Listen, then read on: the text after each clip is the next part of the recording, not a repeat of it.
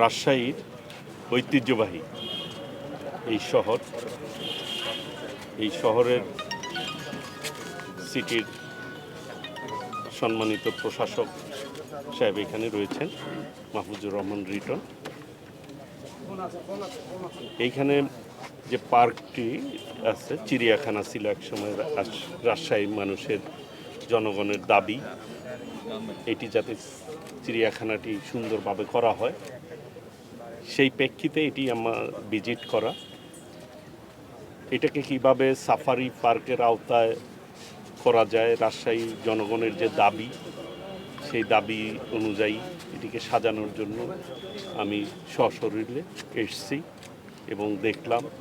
আমার চিড়িয়াখানার দুজন ডাইরেক্টরও আমার সাথে রয়েছেন, প্রাণী সম্পদ অধিদপ্তরের, তারাও দেখলেন। আমরা একটি বিশেষজ্ঞ টিম পাঠাবো, এটা কিভাবে করবো আমরা এই রাজশাহী নগরের উন্নয়নের জন্য। রাজশাহী মানুষের চাহিদা অনুযায়ী তারা তাদের দাবি প্রেক্ষিতে মূলত এই ভিজিট। আশা করি আমাদের সম্মানিত প্রশাসক সে আমাকে বলেছে যে এটা কীভাবে সুন্দরভাবে করা যায়। বিগত দিনে এই পার্কটির যে ঐতিহ্য ছিল, সেই ঐতিহ্যকে বিনষ্ট করা হয়েছে শুধুমাত্র দুর্নীতির মাধ্যমে।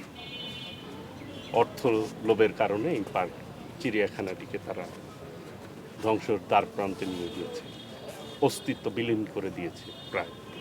সেটাকে পুনরায় কীভাবে উদ্ধার করা যায়, সুন্দরভাবে গঠন করা যায়, সেই লক্ষ্যেই আমি আজকে উপস্থিত হয়েছি। ইনশাল্লাহ জনগণের যে চাহিদা, যে চিন্তা, সেই অনুযায়ী আমরা এটাকে একটি সাফারি পার্কের আওতায় এনে আমরা কাজ করবো ইনশাল্লাহ। প্রধানমন্ত্রী, আমরা দেখলাম যে গত কুরবানি ঈদে আমাদের প্রশাসক দারুণভাবে ছোটাছুটি করলো এবং দ্রুত সময়ের ভিতরে পরিচ্ছন্ন করতে সক্ষম হয়েছে নগরী। এত 3500 কোটি টাকার এখানে উন্নয়ন হলেও কিন্তু ছোট কাজ, যেমন হচ্ছে গরুর যে একটা কুরবানির যে একটা স্লটারিং হাউস, সেটা এখন পর্যন্ত হয় নাই। তো এইটা নিয়ে আসলে আপনাদের পরিকল্পনাটা কি?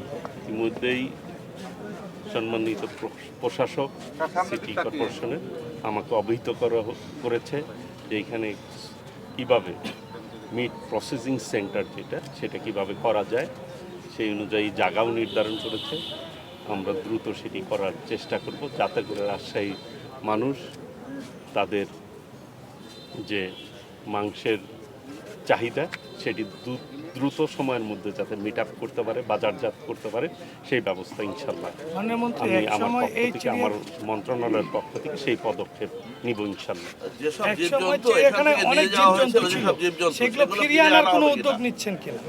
অবশ্যই কি কি ছিল সেগুলি সশরীরে দেখার জন্যই এসেছি। সেইগুলি তো অবশ্যই আমি ব্যবস্থা করার চেষ্টা করব ইনশাল্লাহ। সেই উদ্দেশ্যেই কিন্তু আসা যে এখানে একসময় চিড়িয়াখানা ছিল, সেটি তারা বিলীন করে ফেলেছে, প্রায় ধ্বংস করে ফেলেছে। সেইটাকে কিভাবে রিপেয়ার করা যায়, সেই প্রাণীগুলি কোথায় তারা স্থানান্তর করেছে, কি করেছে, সেটি ইনভেস্টিগেশন করব, সেই অনুযায়ী পদক্ষেপ নেব ইনশাল্লাহ।